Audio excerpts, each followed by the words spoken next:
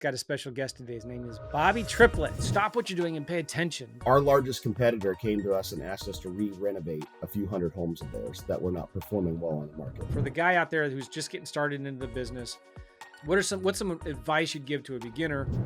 Two things I would say. The first one. Hey, what's going on, guys? Joe McCall, Real Estate Investing Mastery Podcast, got a special guest today. His name is Boby Tripplet, and we are going to be talking about renovations. Now, you've heard me say many times, I hate rehabbing. It's like adult daycare. Well, this is why I wanted to get Boby on the podcast today. Now, you might be flipping land. You might be doing houses, commercial, residential, multifamily. Stop what you're doing and pay attention to this podcast. Boby's in a mastermind that I'm a part of called Family Mastermind. And I heard him on one of these coaching calls, or not a coaching call, it's like a group call. And I reached out to him. I said, Boby, I'd love to get you on my podcast, talk about what you're doing. He's working for a huge company called OfferPad. Many of you have heard of OfferPad, and he's got an amazing story. I can't wait for him to talk about it here. But he's doing something really unique where he is actually doing renovations for other investors. Even though you might be like, I don't want to hire somebody else to do it for me. He would get it done faster and cheaper than you could if you did it on your own. And we're going to be talking about his story here. And he gave me some crazy numbers. He's done over 40,000 flips. 40,000. All right. At one time, OfferPad was doing about 1,200 deals a month. 1,200 deals a month. And he was involved with them when they first got started. Right now, they're only at maybe 300 a month. They're only doing maybe 300. Now, this is crazy because I was fascinated about this. And this is a really long introduction, Boby. Sorry. But I remember it's like, I want to talk to somebody who was part of these big hedge funds and kind of what was their story? How did they get into the business and what are they doing now? Are they still buying houses today, even though rates are going up? Aren't they going to be? I've been hearing they want to slow. These hedge funds have been slowing down for years now. And guess what? They really haven't. They're still buying tons of deals and their appetite is still really, really hungry. There's a lot of money out there. All right. And so the other cool thing that Boby's doing, he's doing 225 rehabs right now for investors outside of OfferPad's community, whatever, company. So he's actually swinging hammers on 225 different houses that are not OfferPad houses. So anyway, Boby, welcome to my show. How are you, man? Joe, that was the best and maybe the longest introduction of my life, but I love it. Yeah, man. I'm sorry about that. Buddy. No, you're good, man. I'm glad to be here. All right, so let's talk about your story. How'd you get into residential real estate? What were you doing? Yeah. So before that, when I tell people in another life, I was a pastor for 15 years and was in full-time ministry, went through a divorce. And, when you do that, you kind of got, a life-altering moment where, okay, I'm going in a different direction. And one of the guys that was in my church was the president of Invitation Homes, Florida at the time. And he's like, hey, man, I just need a leader. Can you come help us?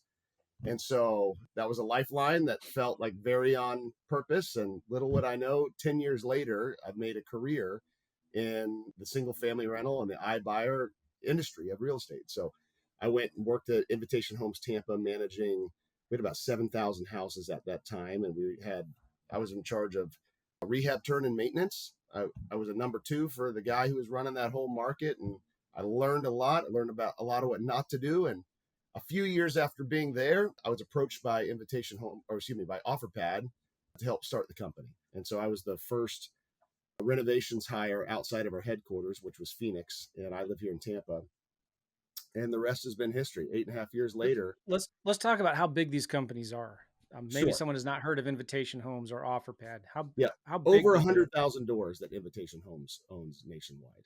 And still owns. Still owns. Yes, sir. Absolutely. They're probably the largest, if maybe the second largest single family rental institutionalized SFR that's out there. So Invitation Homes, were they ever purchased by one of these other, BlackRock? Yeah. So Blackstone had owned us when the Treehouse Group. I mean, if you've ever seen The Big Short, there's a lot of people that were in that movie or in that story that were integral in, propelling the whole SFR industry out into what it is today from an institution. SFR, single family residences. Single family rental.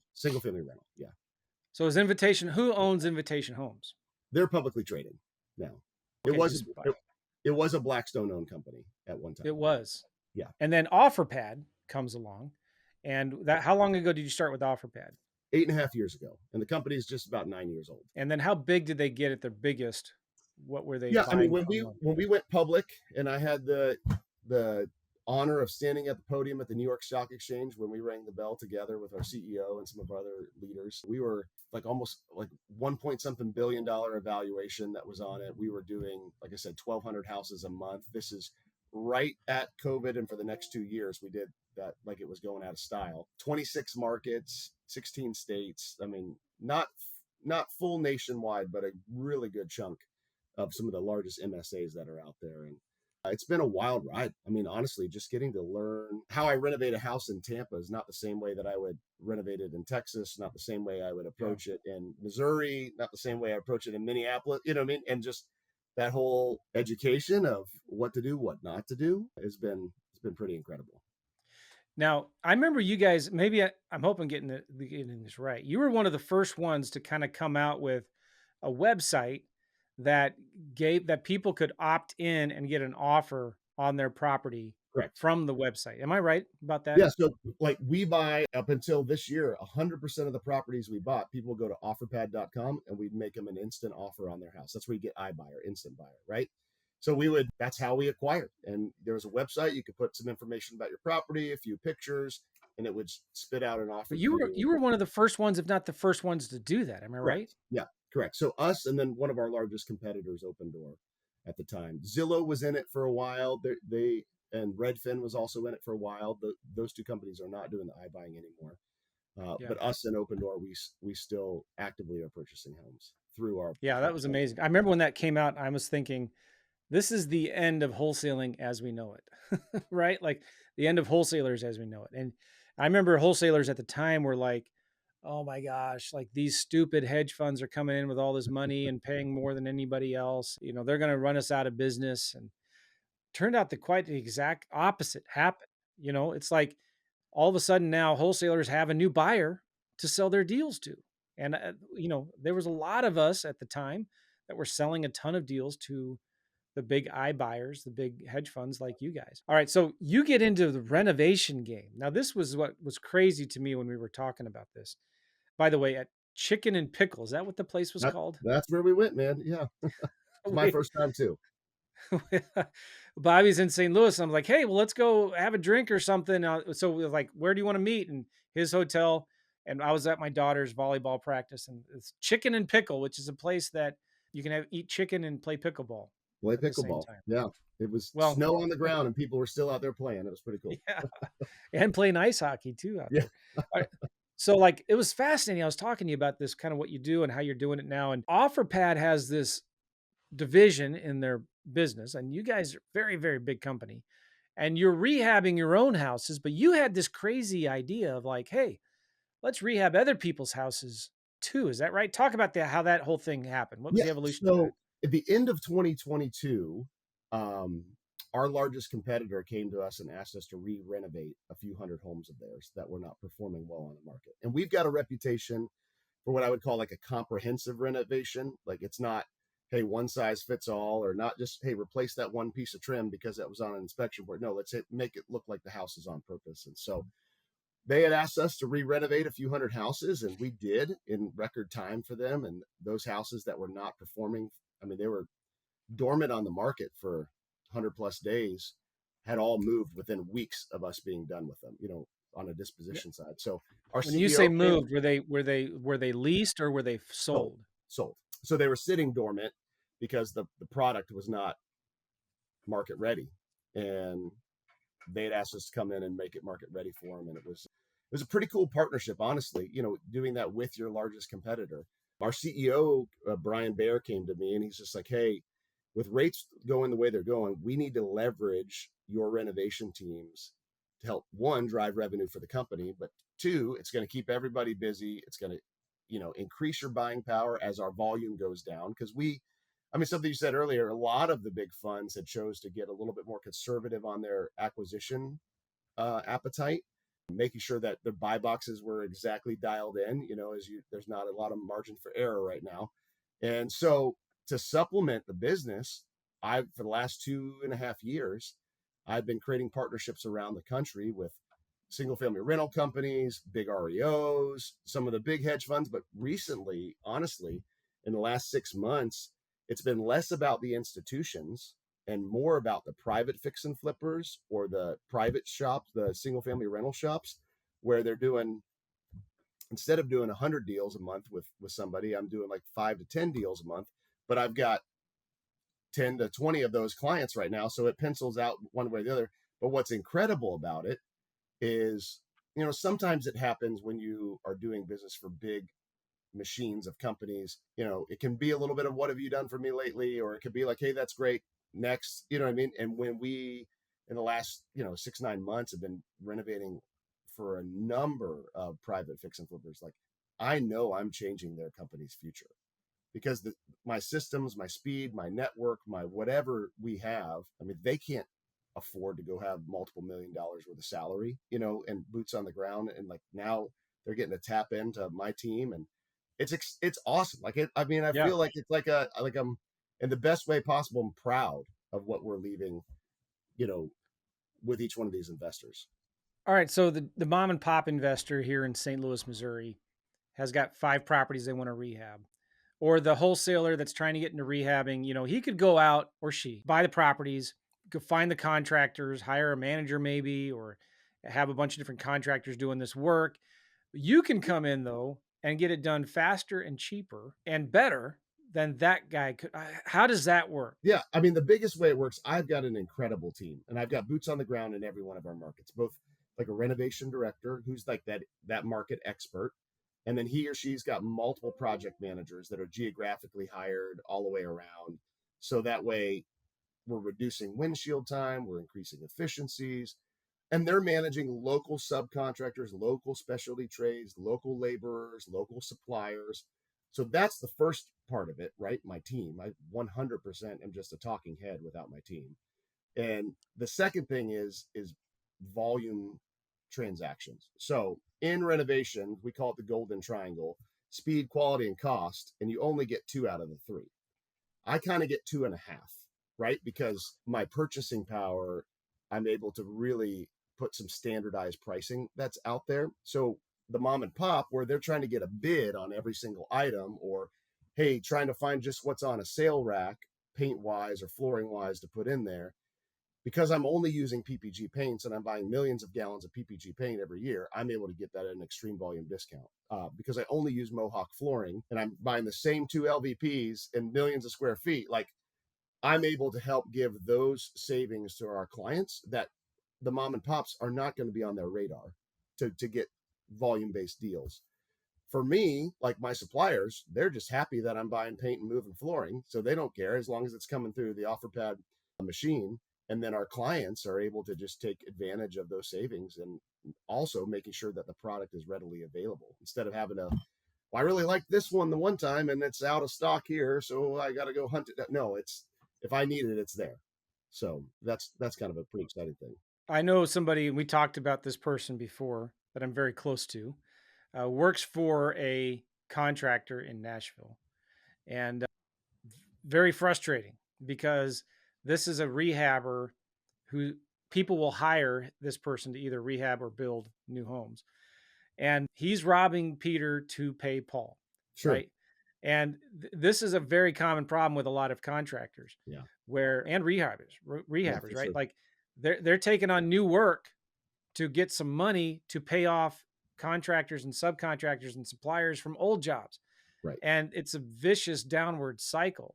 It's almost like a pyramid scheme, kind of like Sure. where they're taking new money to pay off old debts that they have. You're able to, and one of the big problems with this guy, as I've been talking to him about it, it's like we can't pay our suppliers or vendors or contractors on time because we're always trying to beg for money from somewhere else or trying to get new jobs. And so we aren't getting the good suppliers or the good contractors and subs because we're paying, net 60, 90 days.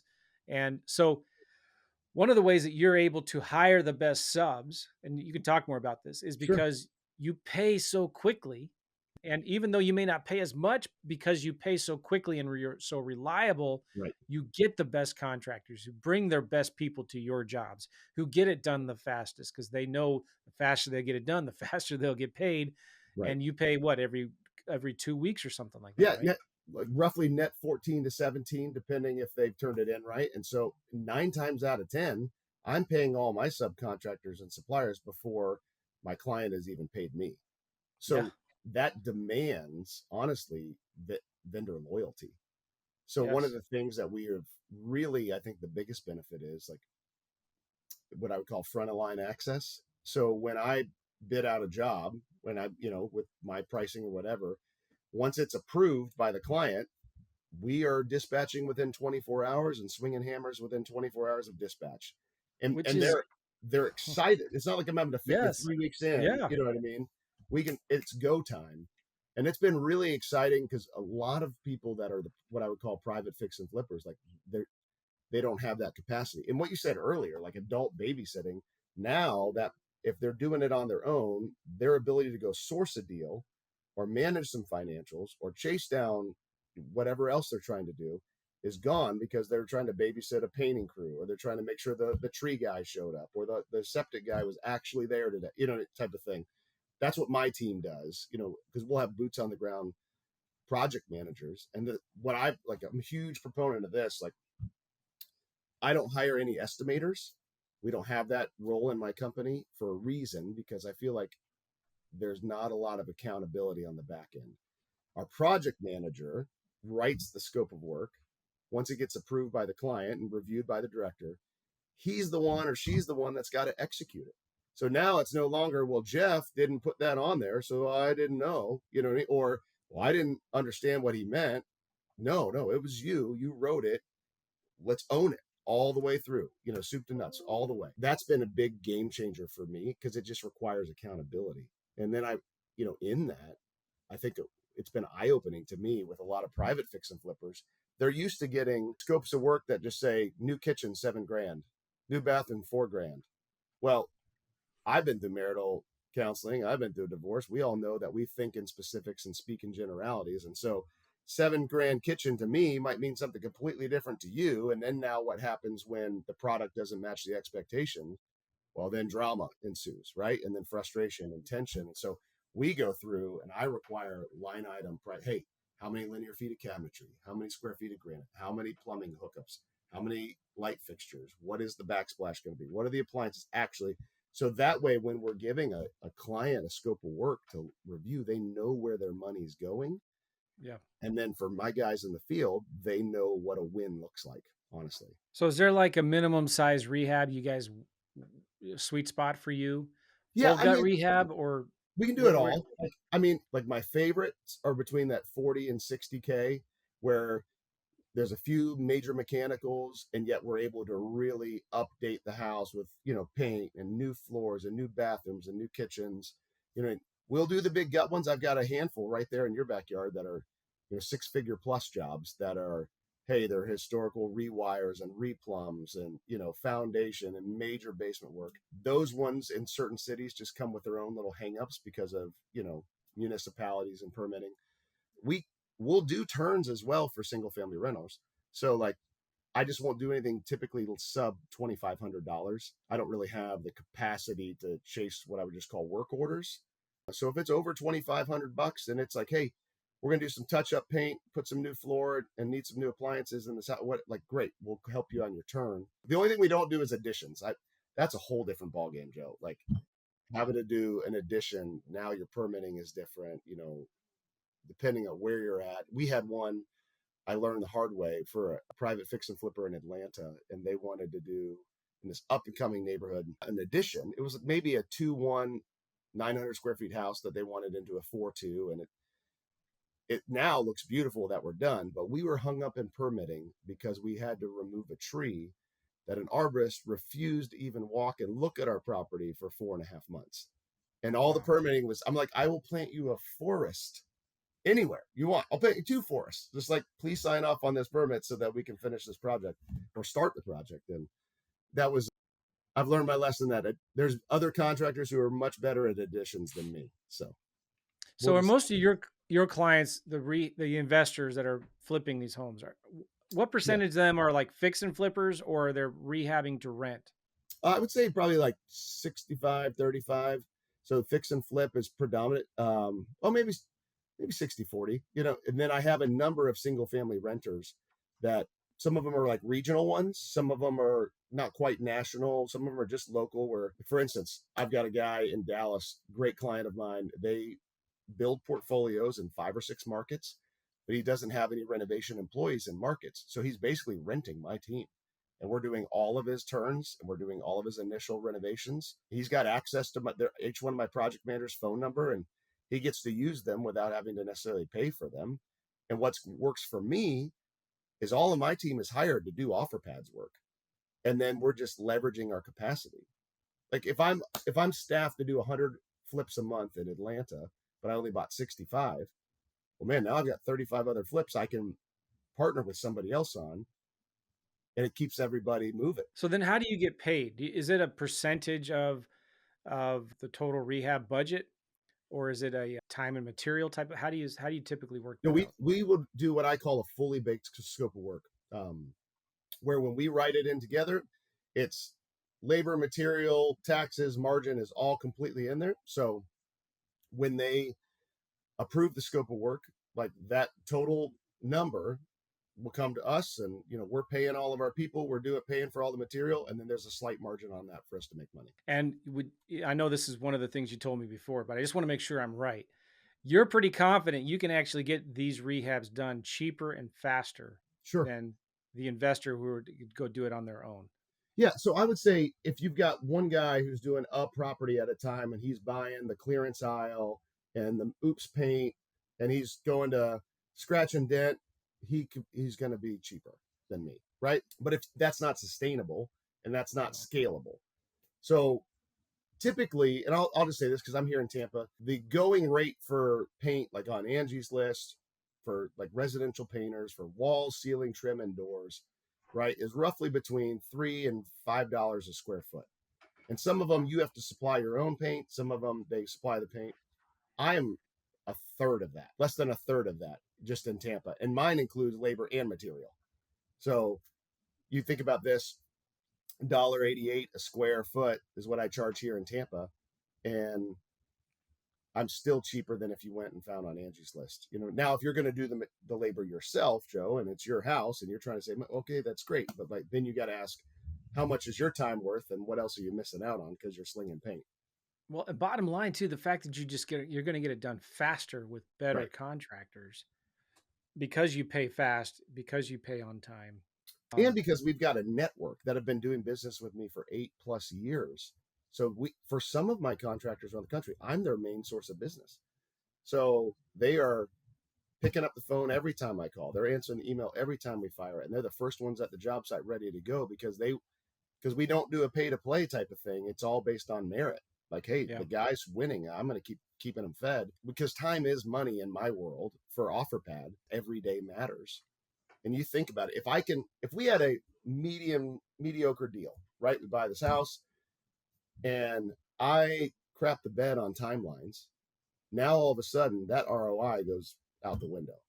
But if we have a mediocre deal and I get it done 10 to 12 days early and I get it done right the first time, now all of a sudden that ROI is going up and to the right.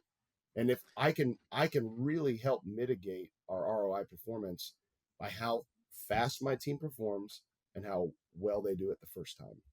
That same mentality, like none of my contractors know that it's Joe McCall's house. They just think it's OfferPad house. We take your house, put it in our machine.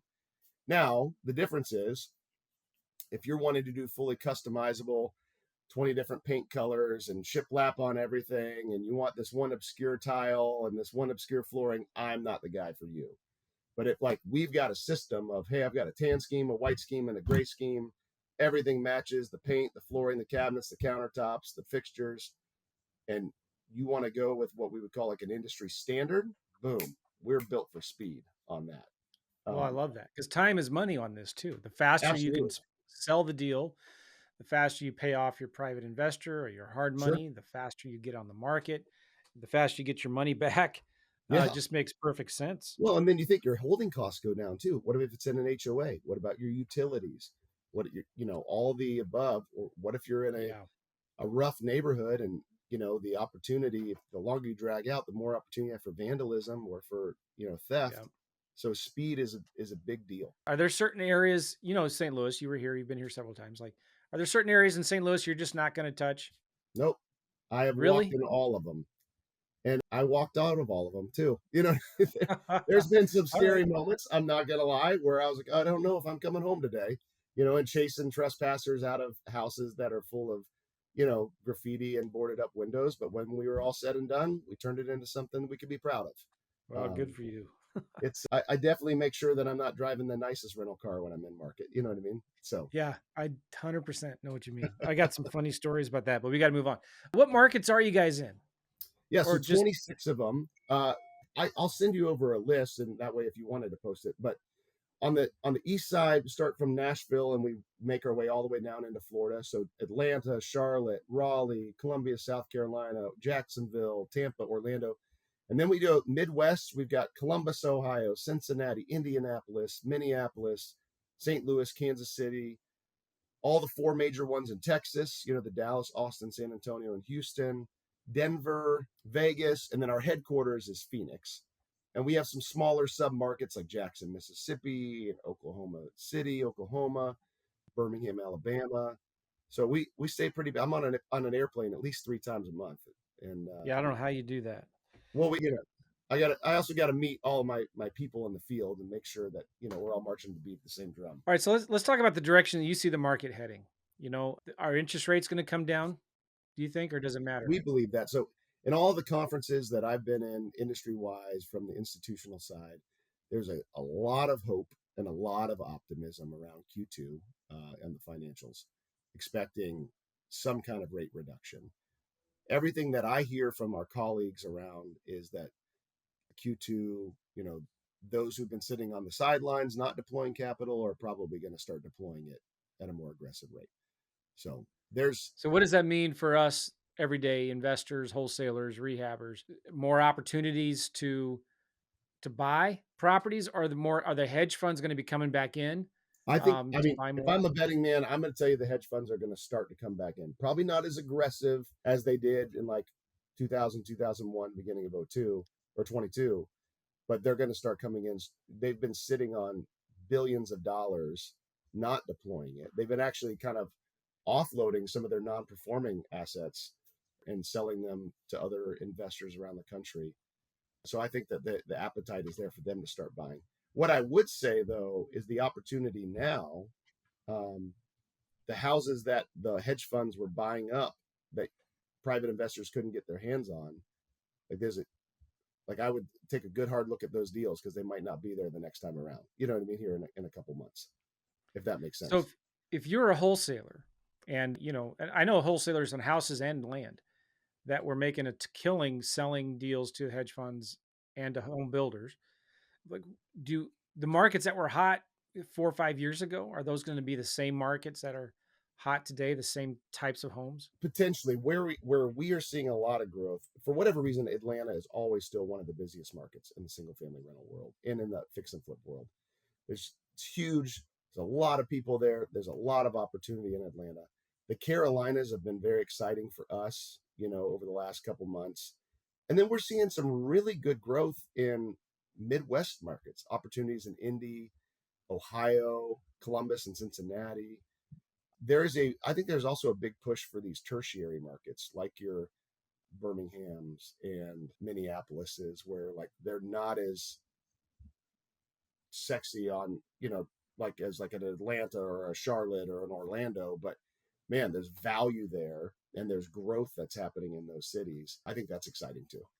So are the offer pads companies, the big hedge funds, are they looking to buy properties to fix and flip? Or are they looking to hold them long term for rentals? So us and the iBuyers, we only buy and buy, renovate, resell every time. So the iBuyers, none of the iBuyers buy and hold. The Okay. single family rentals like your American Homes for Rent, your Progress Residentials, and your Tricons, and your Invitation, and your First Key, the big five as they're called, they are buy and rent. So Okay. they'll buy, renovate, and rent. So if a wholesaler out there is thinking like, how do I find where OfferPad's going or the other companies? What are some suggestions or recommendations you give to a wholesaler to find out what you guys want and where you're looking for it and things like that? Yeah. So one a pretty exciting thing in the last probably 6 months, we've opened up like our investor direct channel. It used to be just for the big five, and because we would supply the big five with so many homes because they're off market homes through offerpad.com. So like it's just feeding the machine. We've opened that up, and now many levels of investors one can buy from us. We'll already have the house under contract, and able to talk about either double closes, direct assignments, whatever's needed right there. But more than that, now we've our acquisition appetite is pretty aggressive right now. So we're looking to even acquire outside of offerpad.com. So for wholesalers that have homes in the markets where we buy and the buy boxes that we're looking for, there's opportunities for us to acquire from you. And how do they find out? So offerpad.com, and then you could go /investor or offerpad.com/renovate if you're wanting us to renovate on behalf. And through any one of those, you can contact us, and we can point you in the right direction and do the warm handoff if needed. Reminded me of another question I had for you. Are you guys doing any manufactured homes, new builds on manufactured homes? We are not doing any new builds at all. And manufactured home, I've done some renovations on manufactured home, but not necessarily on like the single wide and the double wide stuff. It's more like the modular manufacturing. Have you ever considered looking into that in terms of, buying real cheap land, half acre, and you could, if you have a dealer's license, if you get the discounts from the dealers, the DR Hortons, that the big home builders that are also building manufactured spec homes or whatever, manufactured homes, putting a foundation, bringing in the utilities, moving these homes onto them, and then I know a guy that does this, and he's building them to intentionally sell them to FHA buyers and selling them with he's in and out in 3 to 4 months. Wow. I mean, From that's never acquiring been a land. part of our business plan, but like it definitely sounds like it's pretty interesting, pretty exciting. Well, I see an opportunity there because, there's a lot of people in these small towns. The inventory is really low in those areas, right? And there's a huge demand, low inventory, and when you can find some property that's private, buy 5 acres, 10 acres, and subdivide it up into little half acre lots, and do some entitlements or parcel it up and put in a road and utilities, and then just build these little manufactured homes really quickly. You can sell them super fast and get easy financing for FHA buyers and make 50 to 60 grand profit on each of them. There's a huge opportunity there. And I've never done it, but anyway, Yeah. I think somebody out there listening to this is going to be saying, "Oh For my sure. gosh, that's an opportunity there." Especially for the land investor who's wholesaling vacant land. If you find those guys, sell them these deals. Okay, so what have you found, Bobby, to be some keys to success in real estate business? For the guy out there who's just getting started into the business, they want to learn, how do I do more deals? How do I bring deals to guys like you? Or what's some advice you'd give to a beginner who's listening to this and wants to start doing more deals? Yeah. Two things I would say. The first one is know what a win looks like before you step on the field, right? Because if you don't have a game plan, that property, that project, that deal is going to run you instead of you running it. So we would see all the time where people would buy this deal and they think they're going to just put 25K into it. They're going to immediately flip it, but then they start watching the HGTV and they start thinking about this. And what if we did this? And what if we did this? And now it's taking long. They're spending money twice. The design is dictating the deal as opposed to the deal dictating the design. And Yeah, man, they're sideways fast. And it's not always like just be on budget or just be under budget. It's know what the win is for this particular. Am I buying it to do a quick flip? Am I buying this to do a full gut? Am I buying this to turn it? Because the way that you approach a rental versus a flip is completely different too on a renovation side. yeah. So, I mean, you have different risks you take on either side and different what we would call governances that we would do as like, hey, I'm not going to replace that. I'm just going to, or I have to replace that, if it's in a different side. And then the other one, I'll steal it from Special Forces. They say slow is smooth and smooth is fast. So one of my least favorite things in the world is backtracking or spending money twice.